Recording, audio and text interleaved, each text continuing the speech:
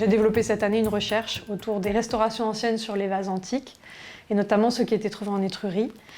Et comme il y avait un objectif d'exposition de la collection de l'EFR cette année, c'était l'occasion de collaborer pour travailler sur l'étude et la mise en valeur de cette collection, qui a une particularité, c'est qu'elle est restée presque intouchée depuis le 19e siècle, depuis la fin du 19e siècle, au moment où elle rentre à l'EFR. Et ça, c'est quelque chose qui est assez rare et qui nous donne accès à pas mal d'informations, à savoir que la manière dont les objets étaient restaurés à cette époque où finalement l'archéologie n'est pas tout à fait constituée comme discipline, la restauration non plus. Et ces restaurations anciennes, elles nous racontent beaucoup de choses. Elles nous racontent l'histoire de notre rapport aux objets et à leur matérialité.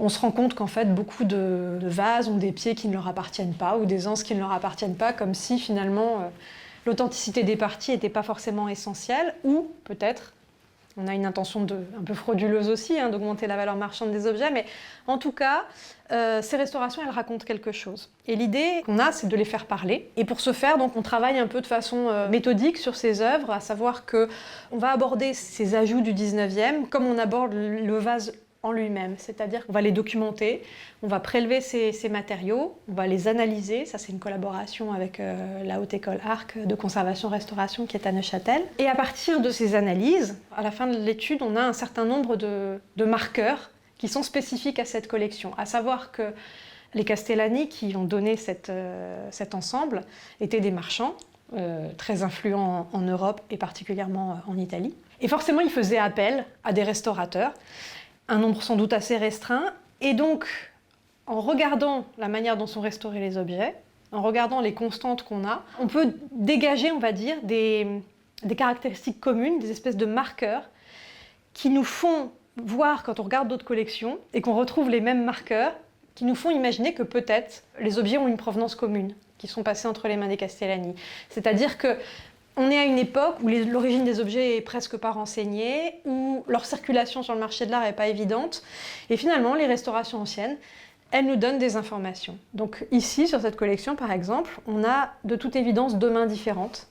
On a un premier restaurateur qui travaille en venant combler les éléments manquants avec de la terre crue, ce qui est un choix techniquement un peu étonnant, parce que le rendu n'est pas magnifique et que la résistance n'est pas très forte non plus. Donc on peut imaginer plutôt une figure qui n'est pas un restaurateur spécialisé dans la céramique. Et donc on a cette première main qui travaille avec de la terre crue, et on a une seconde main qui, elle, travaille avec du plâtre. Donc deux restaurateurs différents sans doute. Et puis après, on a un certain nombre d'objets qui sont des objets hybrides, des sortes de pastiches, comme celui-ci qui est à côté de moi. Des pastiches qui sont en fait des recompositions dans lesquelles on va réinvestir des fragments isolés qu'on retrouve sur la fouille, ou en tout cas des objets qui sont trop lacunaires pour être complétés. On reprend tous ces fragments, on les retaille, on les assemble, et on vient créer un objet qui se vendra bien. Et donc en général un objet d'assez grande dimension avec un décor un peu séduisant. Et dans notre cas, il y a deux olpés qui ont vraiment une iconographie très proche d'objets qu'on retrouve dans des collections romaines à la même époque, donc qui sont peut-être copiés d'objets que les restaurateurs pouvaient voir dans les collections de l'époque. Ça c'est une pure invention, une fausse olpée étrusco-corinthienne. Mais donc, quelle intervention tu as déjà fait dessus ? Là, en fait, ce que j'ai voulu faire, c'est partant du principe qu'on est sur un assemblage de fragments divers, sachant que toute cette partie-là, a priori, elle est en plâtre, l'anse aussi, je pense. Et donc, j'ai fait une stratigraphie pour dégager. Alors là, j'ai dégagé juste la couche de peinture, là je suis allée jusqu'au comblement, donc on a des comblements en plâtre. Et j'avais choisi une zone où je voyais qu'il y avait une jonction. Et donc on a une jonction entre un comblement en plâtre qui a été retouché en orange ici, et un vrai fragment, sans doute antique, avec un décor orangé. Décor à bande qu'on peut retrouver dans la céramique étrusco-corinthienne.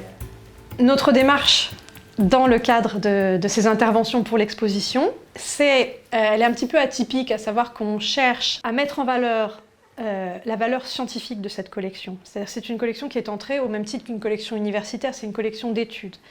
Donc on va considérer que ces ajouts du 19e ont une valeur scientifique, une valeur documentaire. Et on est parti sur l'idée que donc on allait les conserver, tout en minimisant un peu, dans la mesure du possible, l'impact visuel qu'ils ont, à savoir que les objets sont repeints, revernis, il y a un encrassement de ces vernis qui se fait, donc on procède à un nettoyage des surfaces pour redonner un peu d'éclat au vase, mais tous les éléments qui ont été apportés au 19e, que ce soit les agrafes, les comblements, des pieds ou des anses qui viennent d'autres objets, on les conserve en place, ce qui bien évidemment a un impact esthétique parce que le visiteur, quand il va voir ces œuvres, il va être confronté à quelque chose auquel il n'est pas toujours habitué et qui forcément se distingue de l'objet et ne le met pas forcément en valeur esthétiquement. Mais d'un point de vue scientifique, il peut voir un objet tel qu'il est dans sa matérialité, vendu et tel qu'il rentre dans les collections au 19e siècle.